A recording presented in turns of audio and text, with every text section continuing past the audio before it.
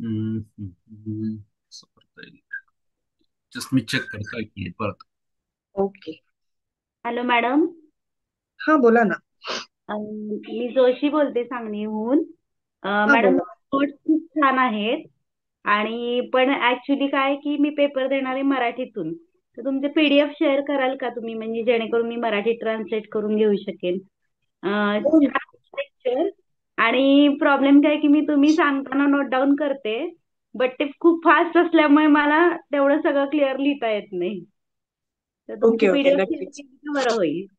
हो, मी नक्कीच ग्रुपवर पीडीएफ शेअर करते. शॉर्ट आणि स्वीट आहेत, त्यामध्ये समजायला आणि लिहायला पण छान वाटते ते.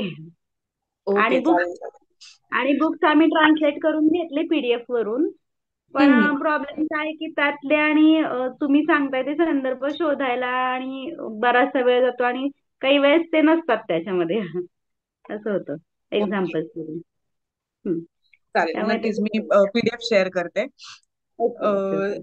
आणि वन मी by one right share down करू का? आणि मी लिहित असते तुम्ही सांगताना. तर थोडा वेळ स्क्रीन थोडा जास्त वेळ ठेवा, म्हणजे प्रत्येक पॉइंटची. ओके ते ओके, ठीक. पटपट स्क्रोल होत गेल्यामुळे मग ते तेवढं लिहून होत नाही, मग अर्धवट लिहून होतं, असं होतं. चालेल चालेल, नक्की. Okay, thank you. हम्म. मॅम ते नाही येतो एक्सिस, नाही आता तो ऍडमिन एक्सिस लागेल त्याला. म्हणजे डॉक्टर प्रमोद वाघ सरांचंच लागेल, म्हणजे त्यांच्याकडूनच ते सेटिंग करावं लागेल. अच्छा, ठीक आहे. हम्म. मग मी असं करते, आज लेक्चर घेते, तुम्हाला वन बाय वन पॉइंट्स पण सांगते, फक्त मग मी पीडीएफ नंतर ग्रुपवर शेअर करेल. चालेल सगळ्यांना? हा, चालेल. मे बी सर नाही येत त्याच्यामुळे, आणि त्यांना सारखं कॉल करून पण डिस्टर्ब नको करायला म्हणून. हम्म. चालेल. ओके. सो आपण आजच्या लेक्चरला स्टार्ट करूया. काल आपण हायपोथेसिस आणि हायपोथेसिस आपल्याला आपला रिसर्च जो करायला कसा हेल्प करतो ते आपण बघितलं. आज आपण फंक्शन ऑफ हायपोथेसिस चेक करणार आहोत. So the first function of hypothesis is the guides the research. Means what, की हायपोथेसिस मुळे आपल्या रिसर्चला एक गाईडलाईन मिळते, की आपण काल डिस्कस केल्याप्रमाणेच की आपल्याला नक्की काय करायचंय. मग आपण त्याच्यातनं आपल्याला मेन आपले व्हेरिएबल्स कोणते हे आपण हायपोथेसिस मधनं फाइंड आउट करतो, आणि त्या व्हेरिएबल्सच्या सोबत आपण आपलं रिसर्च करण्यासाठी स्टार्ट करतो. So hypothesis is nothing but guides the research. Then create the framework. Means what, की आपल्याला स्टेप बाय स्टेप कसं जायचं आहे हे आपल्याला हायपोथेसिस थ्रू कळतं, की आपली स्टेप काय असणार आहे. आपली नेक्स्ट स्टेप म्हणजे आपण जर कोणताही टॉपिक ठरवला तर त्यामध्ये आपल्याला नक्की व्हेरिएबल्स कोणते चूज करायचे, मग आपली सिलेक्शन मेथड्स ही नक्की कशी असणार आहे, हे आपल्याला सगळ्यांना थ्रू हायपोथेसिस मधनं कळतं. सो जर कोणी राईट डाऊन करत असेल तर फर्स्ट फंक्शन ऑफ हायपोथेसिस काय, म्हणजे की hypothesis guide the research. Then what is second function of hypothesis? It creates a framework. म्हणजे आपल्याला तो एक पाथ देतो, आणि त्या पाथचं एक ऍक्च्युअल मध्ये फ्रेमवर्क आपण क्रिएट करून त्याच्यानुसार आपण चालू शकतो. नंतर प्रेडिक्ट्स द रिलेशनशिप. हायपोथेसिस मध्ये आपण काय करू शकतो, की दोन व्हेरिएबल्स मधले रिलेशनशिप आपण फाइंड आउट करतो, किंवा आपल्याला नक्की कोणत्या दोन व्हेरिएबल्सवर आपल्याला काय करायचंय हे आपल्याला, ही आयडिया आपल्याला क्लिअर होते. आणि नक्की आपल्याला नक्की कोणता आउटपुट पाहिजे याचं काहीतरी आपण प्रेडिक्शन करतो आपल्या हायपोथेसिस मध्ये. So what is our third function of the hypothesis? It predict the relationship.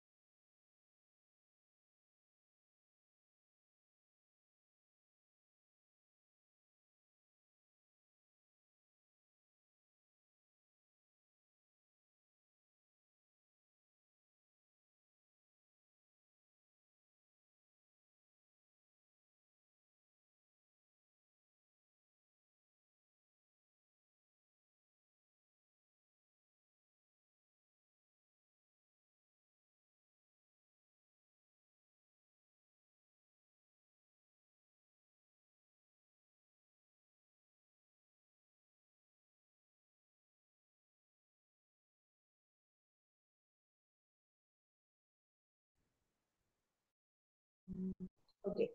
माझा आवाज येतोय?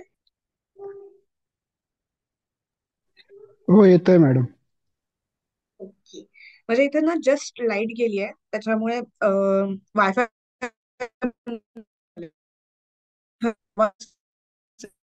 आता डिस्कनेक्ट होतोय, तुमचा आवाज खूप ब्रेक होतोय.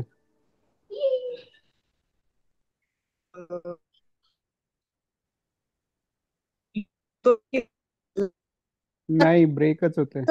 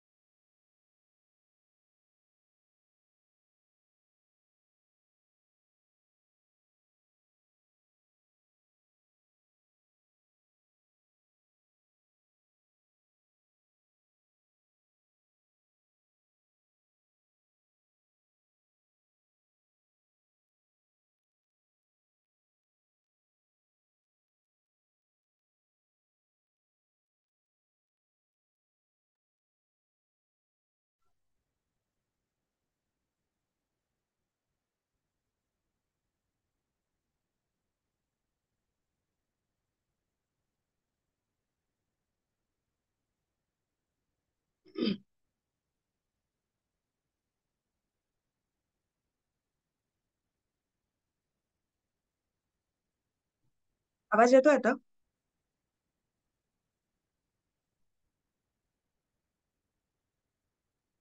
हो येतोय मॅडम.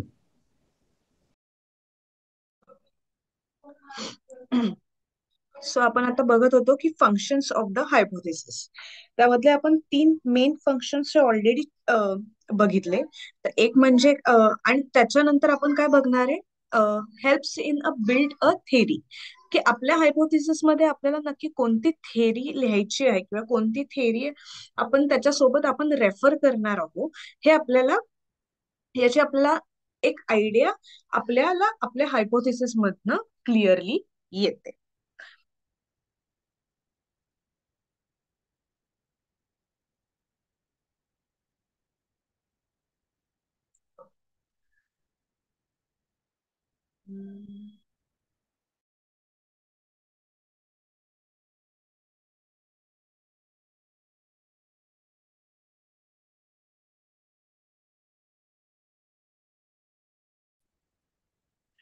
की using a mobile phones before sleep reduces the sleep quality.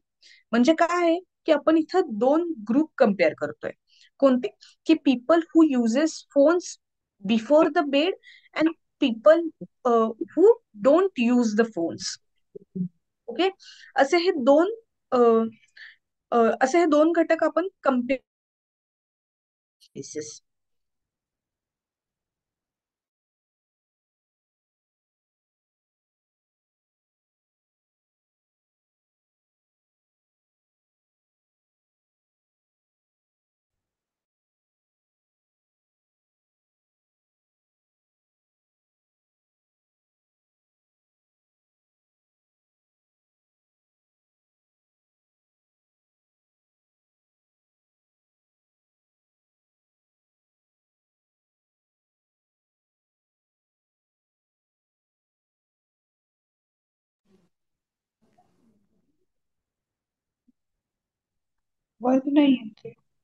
नाही येते.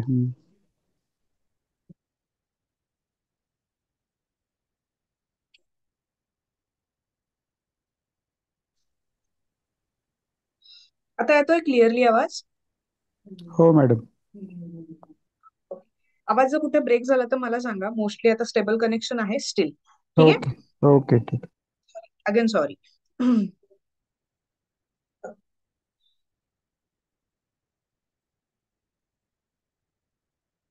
ओके.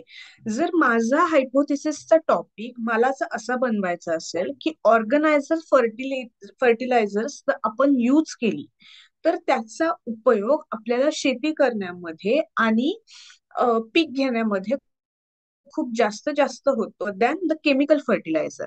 तर कोणी मला सांगू शकतं का की माझा याचा हायपोथेसिस काय होईल आणि मी नक्की काय, माझे नक्की कोणते व्हेरिएबल्स असतील या टॉपिकसाठी? मॅडम, आवाज आवाज डिस्टर्ब होता. परत एकदा प्लीज प्लीज रिपीट.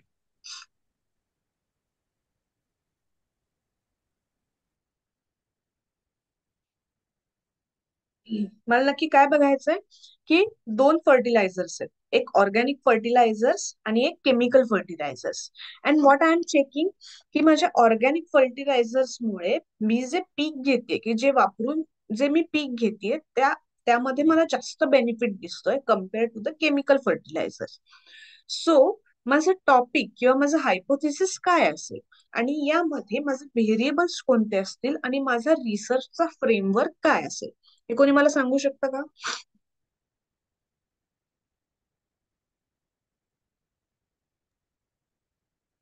हां हा रणजित सर सांगा. रिसर्चचा फ्रेमवर्क त्या क्रॉपचं जी सायकल असेल 6 महिन्याची किंवा वर्षभराची की जी पीक येण्याची तो फ्रेमवर्क झाला. हम्म. हायपोथिसिस असं असेल की ऑर्गॅनिक त्या सेंद्रिय खतामुळे पिकांच्या वाढीवर होणारा परिणाम. ओके. पण आता यात मला केमिकल केमिकल फर्टिलायझर सोबतची सुद्धा तुलना करायची आहे. हा बरोबर. सेंद्रिय खतांचा पिकांवर होणारा तुलनात्मक परिणाम.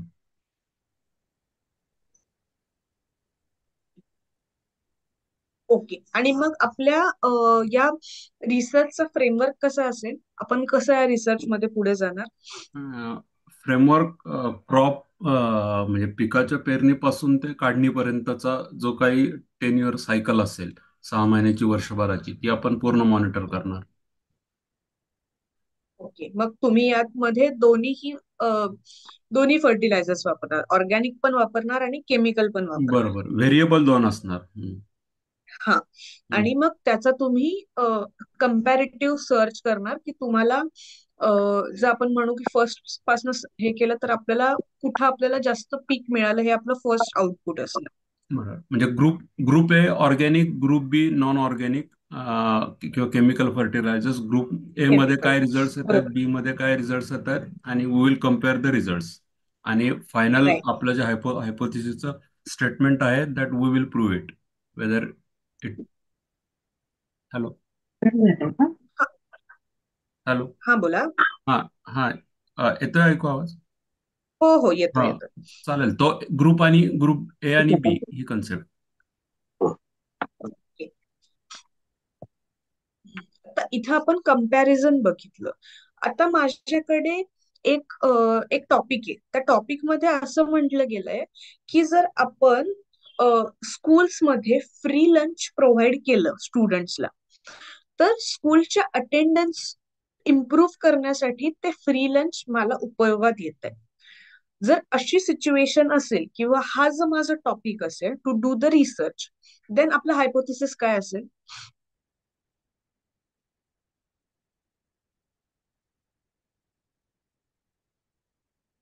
आणि आपला फ्रेमवर्क पण काय असेल?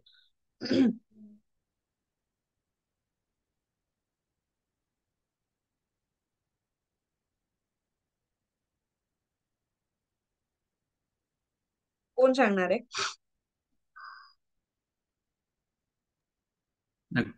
म्हणजे कुणी असेल तर किंवा अदरवाईज मी आहे, कुणी बघा म्हणजे जस्ट चेक इट. ओके, सांगा तुम्ही. इम्पॅक्ट मॅडम असं म्हणू शकतो का, impact of free lunch in present student, आणि वी येस. कॅन से की जर आपण फ्री लंच दिलं तर किती लोक येतात, आणि ज्या दिवशी नाही देत त्या दिवशी किती लोक येतात, तर ते कंपॅरिझन करू शकतो आपण. Absolutely right. आपण आपला हायपोथेसिस काय होईल, जर मी फ्री लंच दिला तर माझी स्कूल अटेंडन्स इम्प्रूव्ह होतीये का, हा माझा हायपोथेसिसचा टॉपिक बनेल. आणि माझा फ्रेमवर्क काय असेल की मी कॅल्क्युलेट करणार स्टुडंट्सची अटेंडन्स जेव्हा मी फ्री लंच त्यांना प्रोव्हाइड करते आणि जेव्हा मी त्यांना फ्री लंच प्रोव्हाइड करत नाहीये. हा आपल्या क्वेश्चनचा फ्रेमवर्क असतो. ओके. सो आपण आता हे बेसिक हायपोथिसिसचे जे काही एक्झाम्पल्स होते ते घेतले. आता हायपोथिसिसचे दोन टाईप आहेत, जे आपण एक फर्स्ट लेक्चरला पण एक रिवाइज केले होते. कोणाला आठवत आहेत की ते दोन टाइप्स कोणते आहेत हायपोथिसिसचे?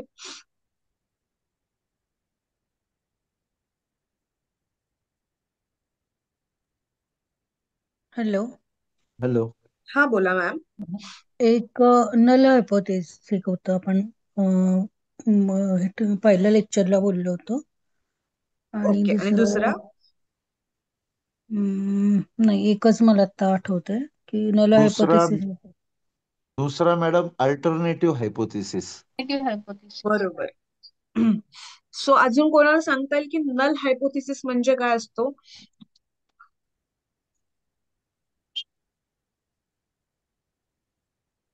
तर मी स्टार्ट करते की नल हायपोथेसिस म्हणजे काय, की आपण जे हा बोला. नल हायपोथेसिस म्हणजे व्हेरिएबल मध्ये असताना त्याचा कोणाशीही कशाशीही संबंध नसतो. बरोबर, की व्हेरिएबल्स आहेत पण आपल्याला त्या हायपोथेसिस मध्ये कोणाचं पण रिलेशनशिप किंवा त्यामधलं जे रिलेशनशिप आहे किंवा त्यांचा इफेक्ट किंवा डिफरन्स हे आपल्याला स्टडी करायचं नसतं, किंवा आपला मेन मोटो ते स्टडी करणं हे नसतं. त्याला आपण नल हायपोथेसिस म्हणतो. म्हणजे आपण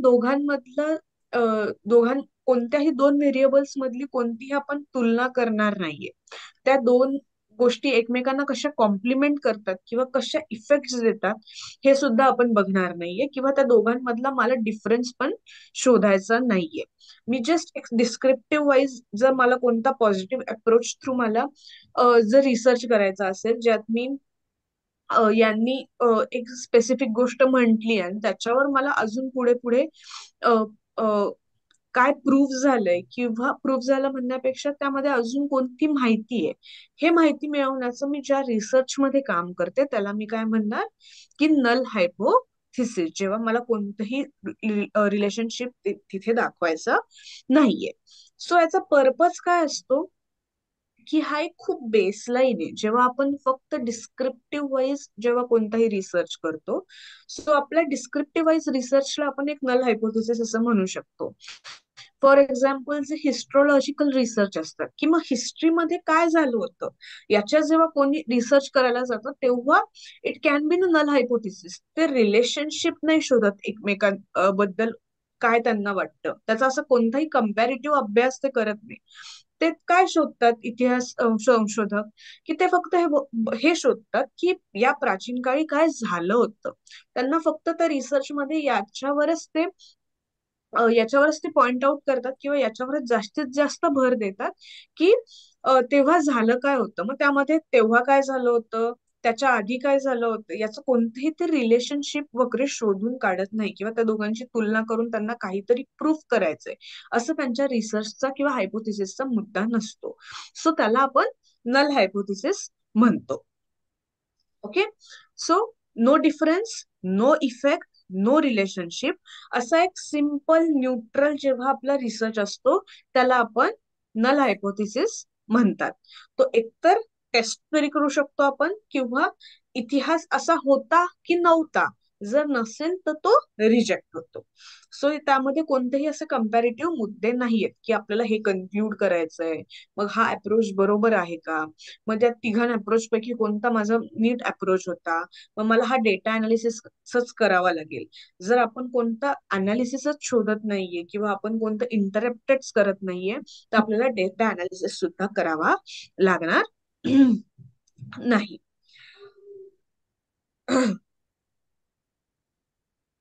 सो नल हायपोथेसिस म्हणजे काय हे कळलं तुम्हाला?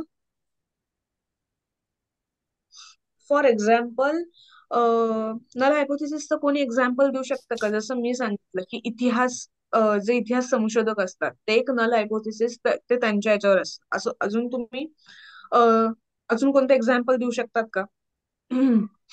मध्यान्ह भोजनामध्ये मुलांच्या अटेंडन्सवर परिणाम होत नाही, समजा झालाच नाही तर hmm, it will be null hypothesis. नाही, पण आपण त्याला नल हायपोथेसिस नाही म्हणू शकणार. का नाही म्हणू शकणार? की जेव्हा तुम्ही हे प्रूफ करताय तेव्हा तुम्ही इटसेल्फ दोन व्हेरिएबल्सला कम्पेअर करणार आहे. कारण का त्यामध्ये डेटा तुम्ही काय कलेक्ट करणार की अ, तुम्ही जेव्हा त्यांना लंच प्रोव्हाइड करताय तेव्हाची त्यांची अटेंडन्स आणि तुम्ही जेव्हा त्यांना लंच प्रोव्हाइड नाही करत आहे तेव्हा ती त्यांची अटेंडन्स. मग आपण मॅडम मी सांगू सायमल्टेनियसली काय करतोय? मॅडम मी एक्झाम्पल सांगू. हा, सांगा ना. मॅडम एखाद्या नवीन मेडिसिनचा कोणत्याही डिझीज वरती काही परिणाम नाही होत आहे किंवा कोणत्याही आजारावरती सेम तेच.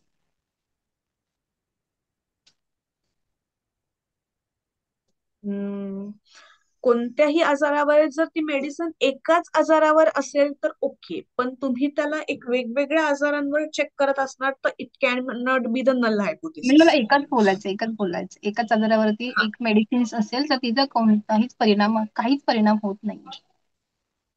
ओके, बरोबर. हो जेव्हा आपल्याला नो इफेक्ट दिसतोय, आपण कितीही काही हे केलं तर त्याचा नो इफेक्ट दिसतोय, that is meant by null hypothesis. Madam, मध्यान्ह भोजनाचंच असं घेता येऊ शकतं का की मध्यान्ह भोजनाचा पोषण मूल्यांवरती म्हणजे परिणाम आहे का नाही, हे नल हायपोथेसिस मध्ये येऊ शकेल का मग? नाही येऊ कारण शकणार, ते कारण ते हो किंवा नाहीच येईल ना, म्हणजे नाही तर नाहीये, पोषण मूल्य वाढतायत का नाही, वाढतायत तर आहे, नाही तर नाही, तो नल होऊन जाईल असंच असेल ना, का नाहीये? नाही, कारण काही तुम्ही पोषण मूल्य म्हणजे तुम्ही त्यात चेक करणार की त्यात प्रोटीन्स आहेत का, विटामिन्स आहेत का. मग याच्यासाठी तुम्ही एक स्पेसिफिक डेटा कुठलेही व्हेरिएबल जरी एकमेकांसोबत कम्पेअर होत असतील तरी पण तो नल नाही येऊ शकत. हा, तो नल नाही येऊ शकत. किंवा हो. तुम्ही त्यामध्ये कोणताही तुम्हाला डिफरन्स नाही दिसत. आता जर तुम्ही चेक करतात, जर मी कोणतेही दोन व्हेरिएबल्स घेतले, फॉर एक्झाम्पल की दोन शिक्षक आहेत माझ्याकडे. आता आपण मोस्टली अशी कंपॅरिझन नाही करत, पण त्यांनी एक टॉपिक शिकवला आणि दुसऱ्या शिक्षकांनी पण सेम टॉपिक शिकवला. पण मुलांचं जर ग्रास्पिंग, जे मुलांना कळलंय दोघांच्या शिकवण्यावरनं, त्यांचा इम्पॅक्ट काय होता, दोघांचा सुद्धा सेम होता. की त्यांना यांच्याकडनं जे मॅथ्सचं सम केलंय ऍज इज जेव्हा या सरांनी शिकवलं तेव्हा त्या दोघांचा, म्हणजे इथं काय झालं की कंपॅरिझनचं फॉर इज इक्वल टू किती आलं, 0 आलं. कारण काय मी कंपॅरिझन करूच शकत नाही, कारण काय मला दोन्हीकडे काय भेटतात, सेम सेम स्कोर्स भेटतात. कळतंय हे की अजून कन्फ्युजन होतंय की नक्की नाही कळतंय मला तर हे नक्की नाही काय चाललंय? आहे, हे इंटरेस्टिंग आहे मॅडम, ह्या इंटरॅक्शन मधूनच कळतंय. हो, कन्सेप्ट क्लिअर होत आहे. येस. आणि जर आपण कोणतंही मेडिसिनचं घ्यायला गेलो तर काय होतं की मी एक मेडिसिन घेतली, पण पण त्या मेडिसिनमुळे माझं ब्लड प्रेशर वाढत पण नाहीये किंवा माझं ब्लड प्रेशर कमी पण होत नाहीये. म्हणजे काय, त्याचा इम्पॅक्ट काय तुमच्या बॉडीवर?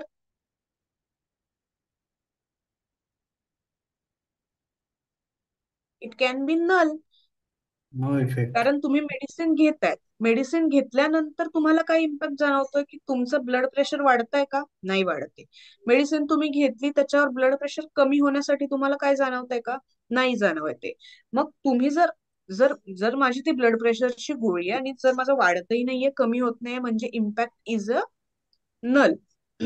सो मी कोणत्याही इथं व्हेरिएबल्स घेतले, जर मेडिसिनमुळे माझं, मी रोज मॉनिटर करते की माझं आज वाढतंय का, नाही, माझं उद्या वाढतंय का, नाही, जर मला काहीच डेटा भेटत नाहीये तर मग मी काय करणार? मी डेटा अनालिसिस करू शकेल का माझ्या रिसर्चसाठी? नाही.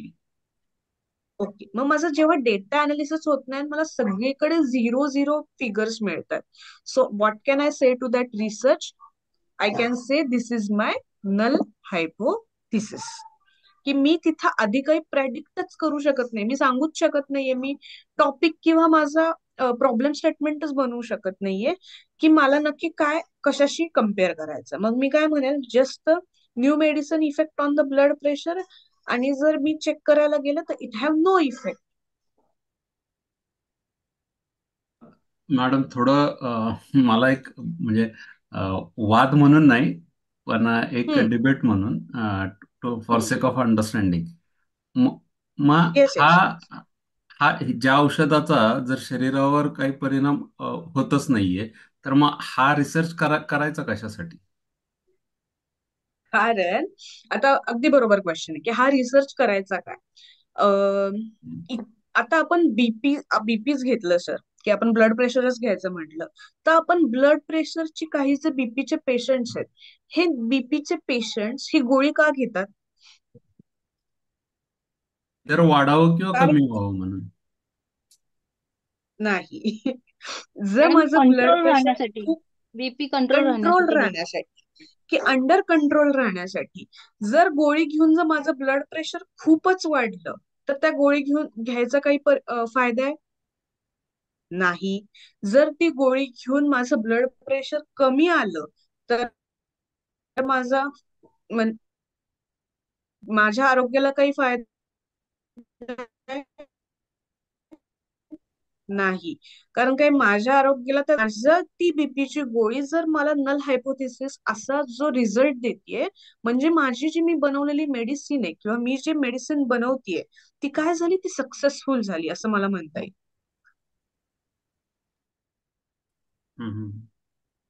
ओके, म्हणजे म्हणजे आपण केलेल्या मेडिसिनमुळे बीपी कंट्रोल राहतोय असं आपलं स्टेटमेंट होऊ शकतं. कंट्रोल राहतं हे स्टेटमेंट होऊ शकतं.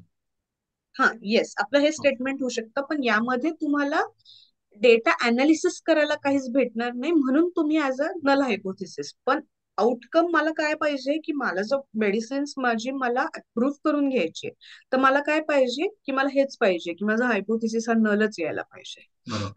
पण आपल्याला हा डेटा लागणारच ना, की बीपी कमी झालेला नाहीये किंवा वाढलेला नाहीये, हा तर डेटा लागणारच ना. बरोबर, आपण हा डेटा ठेवणारच ना. आता एक बीपीची एक रेंज असते फक्त की कम्पेअर करणार प्रत्येक, नाही. हा मग कम्पेअर आपण करणार. फक्त काय करणार, की ती लिमिट ठेवणार, की आज माझं बीपी किती आहे, की 100, म्हणजे आता 100 नाही म्हणता येणार, पण आज माझा बीपी 100 ते 110 या रेंज मध्ये. बरोबर. मग उद्या गोळी घेतल्यावर माझं त्या रेंज मधले बीपी येत आहे का, ओके. मग माझी ती 120 ची लेवल ते पार नाही ना करते, किंवा लो मध्ये 95च्या खाली नाही ना जाते, हे आपण हे करणार. पण तुम्हाला ऍज इज जर तुम्ही याचा स्टॅटिस्टिकल डायग्राम काढायला घेतली, त्या याने जर आपण विचार करायला गेला आणि आपण स्टॅटिस्टिकल डायग्राम काढायला गेली, तर आपल्याला डायग्राम मध्ये ती लेवल काय दिसणार, पर दिवसासाठी कॉन्स्टंट दिसणार. त्यामध्ये तुम्हाला काही चेंजेस असे व्हेरिएबल्स दिसणार नाही.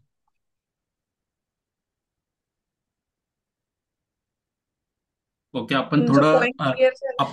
हा, आपण थोडं आता एखादं सायकोलॉजीच्या ह्याच्यामधलं घेऊ, म्हणजे आपल्याला, कारण ह्याच्यामध्ये काय होतंय, ह्या एक्झाम्पल मध्ये हे रिसर्च आणि सायन्स बेस असल्यामुळं ह्याच्यात कुठला तरी डेटा येतोच, कारण 100 to 100 किंवा 100 to 110 हा येतोच.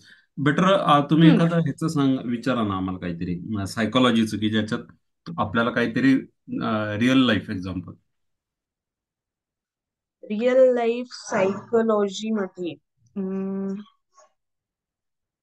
जस्ट मला एक थोडा वेळ द्या, विचार करते मी आणि मग त्याच्यानुसार सांगते तुम्हाला. चालेल, आपण तोपर्यंत म्हणजे पुढचं घेऊ, पण म्हणजे त्याच्यामधून कळेल, म्हणजे आम्हाला काय होईल, ह्या बुकमध्ये जे काय लिहिलंय त्याच्याशी आम्हाला कोरिलेट करता येईल, कनेक्ट करता येईल.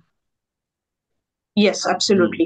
हम्म. नल हायपोथेसिस पण आपण अजून आत्ताच लगेच सांगायचं झालं तर कशाच आहे, सायकोलॉजी मध्ये अशी कॉन्स्टंट गोष्ट खूप कमी आहे, हा, त्याच्यामुळे म्हणूनच, नल हा हायपोथेसिस. हा, येस येस हा. येस. हम्म. पण मी नक्कीच याच्यावर काम करेल आणि तुम्हाला नक्कीच सांगेल की नल हायपोथेसिस सायकोलॉजी मध्ये आपण कसा कोरिलेट हम्म. करू शकतो. कारण सायकोलॉजीमध्ये बघा, आपण ज्या गोष्टीचं आपल्याला आयदर काही मेजरेबल आस्पेक्ट्स आहेत, कारण आपण ह्याच्यात काय करतो, हम्म. सायकोलॉजीमध्ये वर्तनाचा अभ्यास करतो, मग त्या वर्तनाच्या ह्याच्यामध्ये आपल्याला काहीतरी एक रेंज असते, बरोबर. की अगदी ती क्वांटिफायबल नसेल, मेजर करता येत नसेल, पण एका रेंज असती की आता समजा त्या आता औषधाचंच उदाहरण घेतलं की त्या औषधाचा डिप्रेशनवर होणारा परिणाम किंवा हम्म. एन्झायटीवर होणारा परिणाम असं घेतलं तर आपल्याला कुठंतरी ते म्हणजे डिप्रेशन किंवा एन्झायटी आपल्याला मेजर जरी करता येत नसेल तरी आपल्याला ती क्वांटिफाय करावी लागते की जास्त बरोबर. झालं कमी झालं म्हणजे त्याचं काहीतरी कम्पॅरिझन येतच त्याचं असं. This is what my yes. Understanding is. Null hypothesis. जर मला एक उदाहरण द्यायचं म्हटलं तर असं असं खूप कमी वेळा होतं. पण आपण म्हणतो ना की कधी कधी आपल्याला खूप राग आला ना की आपल्या दोन गोष्टी नक्कीच आपल्या मनातनं बाहेर निघतात. पहिली गोष्ट म्हणजे आपल्या आवाजाचा जो त्या राग आल्यावर बाय अल्टरनेटिव्हली आपला आवाज खूप वाढतो. जर आपल्याला राग आला आणि तो राग आपल्याला व्यक्त करायचा आहे, बरोबर. हो. एक तर राग वाढतो आणि दुसरे म्हणजे आपले शब्द. आपले शब्द आपण नॉर्मल बोलताना आपण खूप मृदू शब्द वापरतो, पण जर राग आला ना तर आपले शब्द हे खूप धारदार होतात. पण आपण असे व्यक्तिमत्व पाहिलेत. आता एक्झाम्पल द्यायचं म्हटलं तर अवघड आहे, पण जर काही काही लोक आहेत जे आपण ऍज अ रोल मॉडेल्स म्हणून म्हणतात, जर तुम्ही त्यांचा वादविवाद जर कधी चेक केला ना तर काही लोकांकडे एक आत्मसात कला असते की जेव्हा त्यांना तो राग येतो ना किंवा ते जेव्हा नॉर्मल बोलत असतात तेव्हा त्यांचा टोन हा बोलण्याचा हा नेहमी कॉन्स्टंट राहतो. वेदर त्यांचा मुद्दा तेव्हा वेगळा असेल किंवा त्यांचे शब्द अजून मार्मिक असेल, पण त्यांचा जो टोन आहे तो नेहमी असा एक कॉन्स्टंट राहतो. It can be also your research की काय होऊ शकतं, म्हणजे लोक कसे रिॲक्ट होऊ शकतात. आणि this personality can be the ideal personality for the communication for or एक कोणती तरी अवघड जेव्हा सिच्युएशन हँडल करायची असते तेव्हा अशी हे जे लोक रिॲक्ट करतात, अशा प्रकारे ज्यांना रिॲक्ट करायला जमतं ते लोक खूप अशा सिच्युएशन हँडल करण्यासाठी आपण आयडियल ठरवू शकतो. असं माझ्याकडनं मला एक जस्ट आठवलं म्हणून माझ्याकडनं एक एक्झाम्पल. पण मी नक्कीच अजून एक्झाम्पल्स देऊन मी आपण उद्याच्या आपल्या लेक्चरमध्ये डिस्कस करू. एक मॅडम इनफॅक्ट काल जे तुम्ही सगळे जी आपली एक्झाम्पल्स घेतली होती ना प्रत्येक कन्सेप्टला रिलेटेड त्याच्यामध्ये येस. मी हा विचार करत होतो की हे पर्टिक्युलरली जर सायकोलॉजी रिसर्चचा विचार केला तर बरीचशीच ती एक्झाम्पल्स आणि हे त्या ह्याच्यात शोधायला अवघड जात होतं किंवा ती फिट होत नव्हती त्याच्यात असं. एक्झाम्पल समोर येत नव्हती म्हणजे तुम्ही ओके. सांगितल्यानंतर जो मी विचार केला होता. ओके. म्हणजे ती टर्म माझ्या सायकोलॉजीच्या रिसर्च मध्ये मला कशी वापरता येईल हे मला इन्स्टंटली इन्स्टंटली कळेल. टॉपिक सापडला नाही किंवा तो सापडायला अवघड जात होता. Correct. Correct. Yes. Hello. Okay. चालेल आपण याच्यावर पण. हा बोला ना मॅम. एक्सक्यूज मी मॅम, एक 2 मिनिट. म्हणजे तुम्ही म्हणताय ना सायकोलॉजी मध्ये हे उदाहरण होऊ शकतं का, असं मला एक विचारायचं होतं. अ, आपण जर हम्म. अग्रेशन या या टॉपिकचा जर अभ्यास करायचा म्हणला मेन आणि विमेन मध्ये, हम्म. तर ऍट द हम्म. एंड आपण रिसर्च करून असं येतंय की आपल्याला पुरुष आणि स्त्रियांच्या अग्रेशन लेवल मध्ये काही फरक झाला नाही. मग ते ते एक्झाम्पल आपण नल हायपोथेसिस मध्ये कन्सिडर करू शकतो का? अग्रेशन हे नाही, कारण अग्रेशन हे तुम्ही कुठेतरी कम्पेअर करणार की वुमन्स अग्रेशन आणि हो हो. Men's aggression. आणि हम्म. माझं जस्ट मला आजपर्यंतचं लॉजिक हे सांगतंय की वुमन्स, आता माहिती नाही की प्रत्येकाचं मत वेगवेगळं असू शकतं, पण वुमन्स अग्रेशन आणि मेन्स अग्रेशन मध्ये खूप फरक आहे.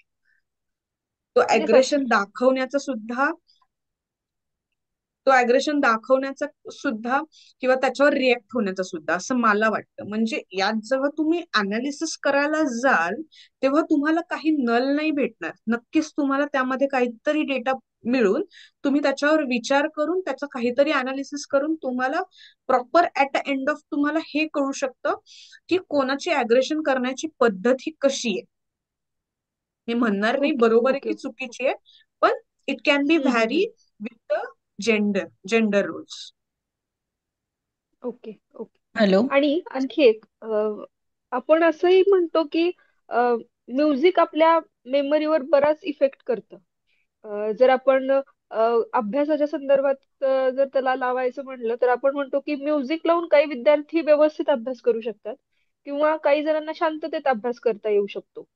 तर यांचा आपण जर मेमरी परफॉर्मन्स मध्ये जर म्हणजे कंपॅरिझन करायला गेलो तर त्याचं कुठंतरी नल हायपोथेसिस मध्ये घेऊ शकू काय याला? याचा पण नल हायपोथेसिस मध्ये मग नाही, कारण काही जर तुम्ही एक कॉन्स्टंट नाही, कारण काही तुम्हाला एक सेट ऑफ पर्सेंटेज भेटणार. त्या set of okay percentage okay. मध्ये काही येणार की आज आत्ताच आपण घेतलं तर आपल्या जर आता लेक्चर चालू आहे त्या लेक्चर मध्ये फॉर एक्झाम्पल मी घेतलं की आता 44 पार्टिसिपंट आहे. यात नक्की 10 जण असे असतील की ते अभ्यास करू शकतील, पण यात 40 जण असे असतील की ते अभ्यास नाही करू शकतात. मग यातनं तुम्हाला काय भेटलं की तुम्हाला काहीतरी स्टॅटिस्टिकल अनालिसिस करायला यातनं इव्हेंच्युअली मिळतच आहे. तुम्हाला नल हो काहीच हो. मिळत नाहीये. ओके ओके ओके, समजलं. येस. हॅलो. हा बोला ना मॅम. मानसशास्त्रातलं उदाहरण म्हणजे हे नाहीये, उदाहरण नाहीये, पण ही कन्सेप्ट कळण्यासाठी एक आपण घेऊ शकतो की असं एक विषय आपण घेऊ शकतो की भारतातील स्वतंत्रपूर्व काळातील वस्तू संग्रहालयांचा होणारा वापर हा एक अभ्यास असा विषय आपण घेऊ शकतो. म्हणजे फक्त वस्तू संग्रहालयांचाच अभ्यास होणार की ती कोण कोण कुठल्या कुठल्या पद्धतीचे रिसर्चर असतील, स्टुडंट असतील, लेक्चरर असतील, जे काही शिक्षण क्षेत्राशी रिलेटेड किंवा त्या विषयाशी रिलेटेड हिस्टॉरिकलचा अभ्यास करत असतील तर ह्यांचा किती वापर करू शकतात ह्याचा फक्त केस स्टडी टाईप होऊ शकतो. मग हे नल नक्कीच म्हणजे आपलं चं उदाहरण होऊ शकतं का? असंही होऊ हो शकतं का मानसशास्त्राच्या प्रमाणे जर आपण बघितलं तर निद्राची म्हणजे झोपेची दररोज जर 8 तास झोप घेतल्याने तणावाची पातळी कमी होते, हे जर आपण संशोधनाचा प्रश्न ठेवला आणि शून्य गृहीतकाच्या ह्याच्याप्रमाणे पाहिलं तर दररोज 8 तास झोप घेणारी व्यक्ती खरंच त्याचा परिणाम होतो का त्यांच्या तणावाशी आणि याचा संबंध जोडता येऊ शकतो का? हो, याच्यावर खूप रिसर्च ऑलरेडी झाला आहे आणि ते नल हायपोथेसिस मध्ये नाही येणार. त्याचा प्रॉपर एक अल्टरनेटिव्ह हायपोथेसिस बनवतो ज्यात आपण व्हेरिएबल्स कम्पेअर करतो की ज्यांची 8 तासाची झोप झाली आहे ते कसे परफॉर्म करतात आणि ज्यांची झोप नाही झाली आहे ते कसे परफॉर्म करतात. म्हणजे आपण कारण आणि परिणाम त्याचा सिद्धांत आपल्याला ह्याच्यात सापडतोय, रिलेशन सापडतोय हो, कारण आणि परिणाम. ओके. मॅडम परिणाम माझ्याकडे बरोबर. एक अजून एक्झाम्पल आहे. म्हणजे मला असं वाटतं की ठराविक एज नंतर अबाव 18 नंतर मुलांच्या उंचीवरती काहीच परिणाम होत नाही. हो, हे खरं आहे, पण याच्यावर सुद्धा आपले अनालिसिस झाले की भरपूर जणांनी याच्यावर ऑलरेडी काही गोष्टी लिहून ठेवल्यात. मग तुम्ही काय करू शकतात की ते जे लिहिलेलं त्यांनी जे काही डिस्क्रिप्ट केले किंवा त्यांनी जे त्या बाबतीत संशोधन करून जे काही स्टेटमेंट केले त्या स्टेटमेंटचा अभ्यास करून त्यात तुम्ही अजून स्वतःचं काही ज्ञान ऍड ऑन करू शकत असाल तर this can be your null hypothesis. अरे हा, एक मॅडम ह्या कंटिन्युएशन मध्ये मला विचारायचं आहे की एखादा जर रिसर्च आता तुम्ही सांगितला एखाद्या टॉपिकवर रिसर्च ऑलरेडी झाला असेल आणि आपल्याला तो एक्सटेंड करायचा असेल. ओके. हा म्हणजे एक साधारण 1950 पर्यंत झालेला आहे किंवा 2000 पर्यंत झालेला, 2020 पर्यंत झालेला, त्याच्या पुढे जर आपल्याला एक्सटेंड करायचा असेल तर हा, तो तसा रिसर्च होऊ शकतो. तो रिसर्च होऊ शकतो सर, पण त्यात मध्ये एकच प्रश्न आहे की तुम्ही जो रिसर्च करताय त्याचा तुमचा मोठो काय, तुम्हाला ते जे त्या रिसर्च मध्ये जे काही त्यांनी सांगितलंय ते तुम्हाला पटलंय का नाही पटलंय. जर तुमचं म्हणणं असेल की हो मला हे ते जे सांगतायत ते पटलंय तर मग अगदीच तुम्ही त्याच्यावर पुढे जाऊन रिसर्च करून त्याच्यात तुम्ही काही कम्पेअर नाही करत आहे पण तुमच्या गोष्टी तुम्ही तिथे सांगतायत. So this can be your null hypothesis. पण जर त्याच्या अपोजिट जर तुमचं त्या रिसर्च मध्ये दिलेल्या गोष्टी आणि जे तुम्हाला म्हणायचंय त्यामध्ये जर तुम्हाला तफावत म्हणजे तुम्हाला जर कम्पॅरिझन करायचं असेल की त्यांनी दिलंय ही पद्धत, पण मला असं वाटतंय की या पद्धतीऐवजी मला ही जी पद्धत मी सांगतोय ती जी बरोबर आहे किंवा ती जास्त इफेक्टिव्ह आहे, जर तुम्हाला या बाबतीतचा असं रिसर्च करायचा असेल तर मात्र तुमचा तो आपला सेकंड हायपोथेसिस येणार, अल्टरनेटिव्ह.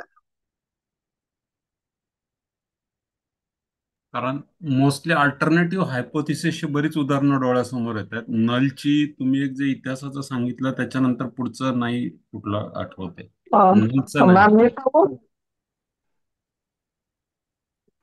हा हॅलो बोला. मॅम. हा बोला ना. मोस्टली जे लिटरेचर वगैरे मध्ये जे रिसर्च केल्या जातात ना मॅम, जसं की ग्रामीण भागातील मराठी साहित्याचा अभ्यास किंवा ललित साहित्याचा अभ्यास, याच्यामध्ये त्या साहित्यामधून किंवा त्या लिटरेचर मधून नवीन काही शोधायचं नाहीये, पण ते किती पूरक आहे हे फक्त सांगायचं आहे. हे मला हायपोथेसिस होऊ शकतं का? हो, होऊ शकतं. हे डिस्क्रिप्टिव्ह टाईपचं तुमचं हायपोथेसिस नल हायपोथेसिस होऊ शकतं. थोडक्यात केस स्टडी आपण जे करतो त्याला नल हायपोथेसिस म्हणता येईल, मग ज्याचा परिणाम आणि नाही, दोन्हीची तुलनात्मक अभ्यास केला जाणार नाही. की तुम्हाला तुलना नाही करता येते दोन गोष्टींचं. तुम्ही जर तुलना करायला गेले तर तुम्हाला त्यामध्ये दोन व्हेरिएबल्स मध्ये काही डिफरन्सेस नाही दिसत अशा वेळेस. आता जर आपण हे घेतलं की अग्रेशन हा पार्ट घेतला, तर अग्रेशन साठी मी एक सेट ऑफ क्वेश्चनरी केली, तर लोकांना राग कधी येतो. पण या अग्रेशन साठी जो मी सॅम्पल साईज घेतला ना, जर मी तो सॅम्पल साईज घेतला तर त्यामध्ये मी एज ग्रुप केला की काही स्टुडंट्स की 5 ते 20 वर्षामधले मुलं, मग त्यामध्ये मी एज ग्रुप केला की 15 ते 30, 30 ते 60.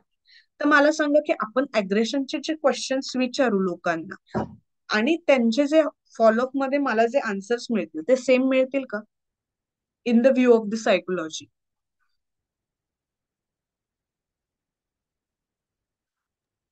नाही, नाही मिळणार. नाही मिळणार. नाही मिळणार म्हणून. नाही मिळणार. मग तुम्हाला काय वाटतं की जेव्हा आता मला नल हायपोथिसिसच्या बाबतीत जर मला विचार करते, तर ह्या सेम असणाऱ्या गोष्टी हे कोणा बाबतीत घडू शकतात?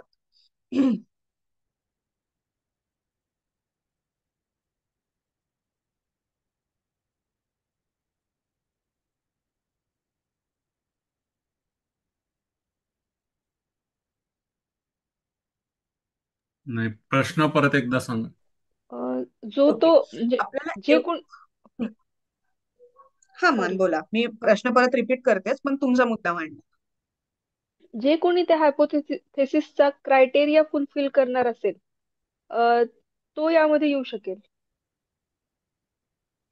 हा, पण माझं म्हणणं आहे की आता मी काय म्हंटल की आपण वेगवेगळे जे वयोगट घेतले त्यामध्ये मी ऍग्रेशन साठी काही आउटपुट स्कोर येणार आहे, तो मला प्रत्येक वयोगटासाठी डिफरंट डिफरंट येणार आहे, बरोबर? ओके. जर मी आता असं अ, काय की सेकंड याने अभ्यास करायला लागले, की माझं काय म्हणणं आहे की आता जर मी असं थिंकिंग करते की असं काय करता येईल मला की जेव्हा मला अग्रेशन टेस्ट करायची आहे, पण मला अग्रेशनची जी लेवल आहे ती मला एक सिमिलर आली पाहिजे, तर मग मी काय सॅम्पल म्हणून कोणती गोष्ट घेऊ शकते, काय कन्सिडर करू शकते? एकाच ग्रुप मधले मग घ्यावे लागतील. मग हा ग्रुप म्हणजे आपण कोणता ग्रुप घेणार? मग तशी फ्लेक्झिबल स्केल ठरवावी लागणार आहे आपल्याला. म्हणजे आता कोल्हापुरातील जर 10 शाळांमधील 5वीतल्या मुलांचा अभ्यास करायचा झाला तर तो एकच क्रायटेरिया ठेवावा लागेल, 5th स्टँडर्डच्या मुलांचा आणि 10 शाळा असं.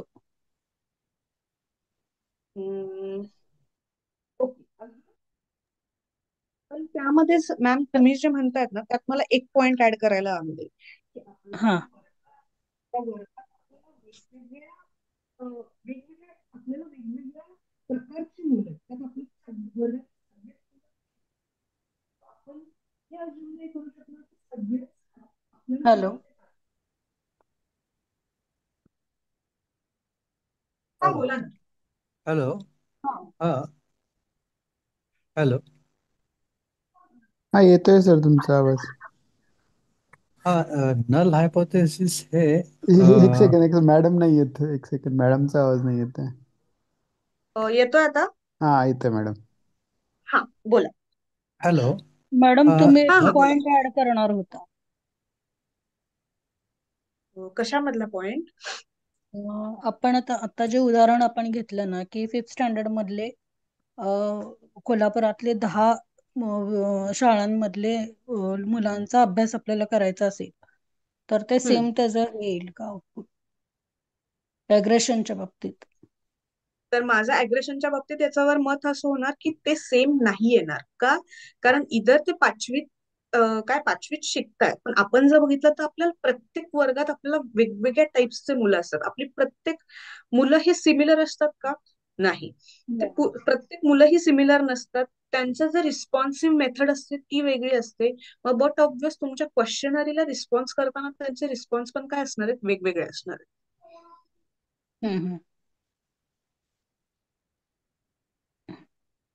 Okay ma'am.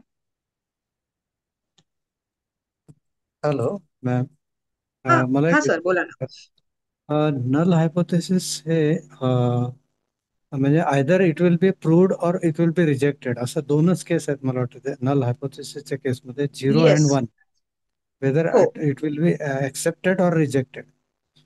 म्हणजे येस, बरोबर. नल नल हायपोथेसिस मांडताना बहुधा ती निगेशन मध्येच मांडायला पाहिजे.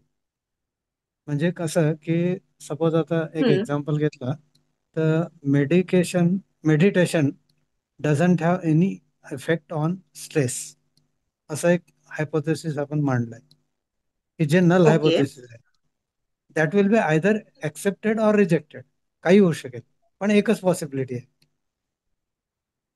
म्हणजे यामध्ये रिलेशन कुठे बिल्डअप करायचं नाहीये, only we have to see whether really it affects the stress or not. म्हणजे 1 or 0 हे होऊ शकेल का नल हायपोथेसिस? हो, हे होऊ शकेल. ते मेडिटेशन. अजून एक एक्झाम्पल आत्ताच तुमच्या याच्यावरनं मला हे आलं. एक असंही हा, म्हणता येईल की नल हायपोथेसिस हे always built up on a negation basis. Then it is means it is whether acceptable or it is wholly rejected. rejected, right? There are only two possibilities in case of null hypothesis. That is what I understood. Yes, it can be, and you are not relating with it someone. Not at all. As Simply we we are have to doing in see other it whether it is positive or whether it is negative. Yes, बरोबर. तुम्ही अजून काय जी आपली concept आहे ती अजून clear होईल या गोष्टींमध्ये एक्सप्लेन केली. अगदी बरोबर. त्यामध्ये अजून एक एक्झाम्पल ऍड करायचं म्हटलं तर लिस्निंग टू म्युझिक. जर आपण म्युझिक ऐकत असू तर त्याचा आपला मेमरी लक्षात ठेवण्यासाठी किंवा मेमरी विसरण्याचा ज्याच्यावर काही इम्पॅक्ट असू शकतो का? हा पण एक टॉपिक येतो in case of the null hypothesis. Exactly, ma'am, exactly. जे जे पियाजे या मानसशास्त्रज्ञांची जी कसोटी आहे, प्रयत्न प्रमाद कसोटी, ज्याच्यामधून की प्रयत्न केल्यानंतर आपल्याला एक सर्टन लेवलला गेल्यानंतर आपल्याला एक सोल्युशन सापडतं, उत्तर सापडतं.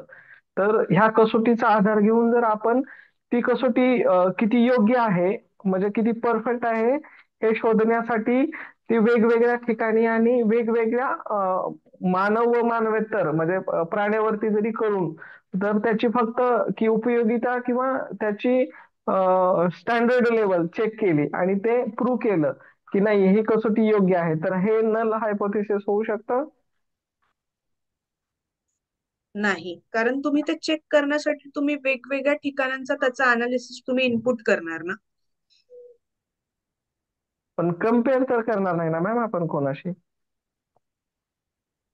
नाही, पण आपण फक्त कम्पेअर तर होणार. यात बरेचसे व्हेरिएबल्स आहेत, इंडिपेंडंट, डिपेंडंट, त्यामुळे ते नल होऊ शकणार नाही.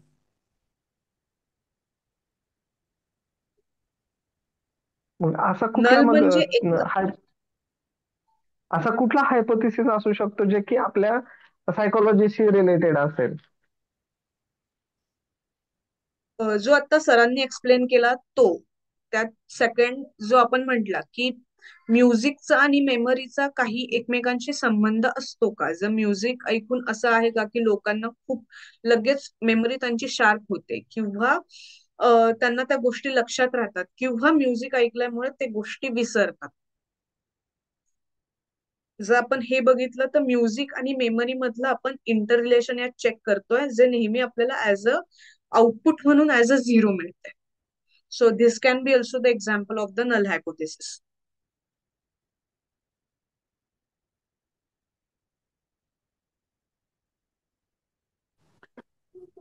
मॅडम मी एक कंपॅरिझन टाकलंय ग्रुपमध्ये, ते ऑफकोर्स गुगल येते, गुगल केलंय, बट ओके. ते किती बरोबर आहे म्हणजे ते त्याच्यात ते म्हटलंय त्यांनी नल हायपोथेसिस आणि alternative hypothesis. For example student स्लीपचं जे एक्झाम्पल घेतलंय, the average student sleep is equal to or more than 8 hours is null hypothesis, whereas the student sleep is less than 8 hours is alternative hypothesis. पण जर तुम्ही हे statement वाचलं हम्म. तर यातनं आपल्याला काही लॉजिक मिळतंय का स्टेटमेंट मधनं? जे नल हायपोथेसिस मध्ये it is like equal or more, म्हणजे आयदर ते इक्वल असू शकतं किंवा मोर असू शकतं, वेरॅज ऑल्टरनेटिव्ह मध्ये मग ते 8 पेक्षा कमी, काही लोक 7, 6 असं कंपॅरिझन करता येऊ शकतं. पण जे आपण म्हणतो की आपल्या टॉपिक मध्ये पूर्ण, म्हणजे आपल्या टॉपिक वरनं आपल्याला कळायला पाहिजे की आपण नक्की स्टडी काय करतोय.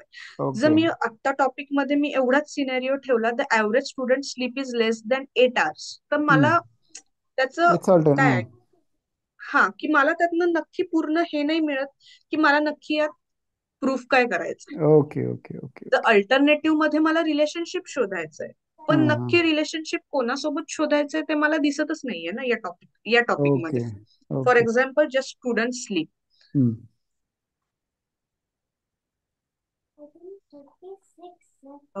न्यू मॅडम न्यू त्यांचा, कॅम्पस. सॉरी, त्यांचा जो प्रश्न आहे ना, तो परत प्रश्न हा त्यांचा अचूक होता. त्यांनी तो प्रदीप पवार त्यांनी जे ग्रुपवर टाकलाय ना, त्याच्यामध्ये बघा हा तो म्हणजे त्यांनी तो जे कम्पेअर स्टेटमेंट टाकलंय, त्याच्यामध्ये स्टेटमेंट असं आहे, नल हायपोथिसिसचं, the average student sleep is equal to or more than 8 hours. हे नल हायपोथिसिसला टाकलंय, आणि अल्टरनेटिव्हला असं टाकलंय, the average student sleep is less than 8 hours. Less than 8 hours. तर मला मला त्याच्यात म्हणजे हा जो सर्च आहे ना, हा मी पण केला होता. मला अजूनही ह्या कन्सेप्ट कळालेल्या नाहीयेत. Equal or more than 8 hours. Okay. मला अल्टरनेटिव्ह हायपोथिसिस तर त्यांनी जे टाकलंय त्याच्यात नाही कळते, पण मी नल हायपोथिसिस एक्सप्लेन करण्याचा प्रयत्न करते. आता आपलं ऍव्हरेज स्लीप हा स्टुडंटसाठी जर म्हटलं तर तो 8 hours आहे, हे आपल्याला सगळ्यांना माहिती आहे, कारण काय हा प्रूफ आहे. हे तर सगळ्यांना मान्य आहे की याच्यावर इन्व्हेन्शन झालेले आहे राईट. की 8 hours ही स्लीप झाली ओके. की त्यांच्या मेमरीवर त्यांचा इम्पॅक्ट चांगला होतो. सो हे जे एक सेंटेन्स आहे हे ऑलरेडी प्रूव्ड आहे. मग त्यांनी नल हायपोथेसिस मध्ये काय टाकलंय, the average student sleep is equal or more than 8 hours. Is this is acceptable? Yes.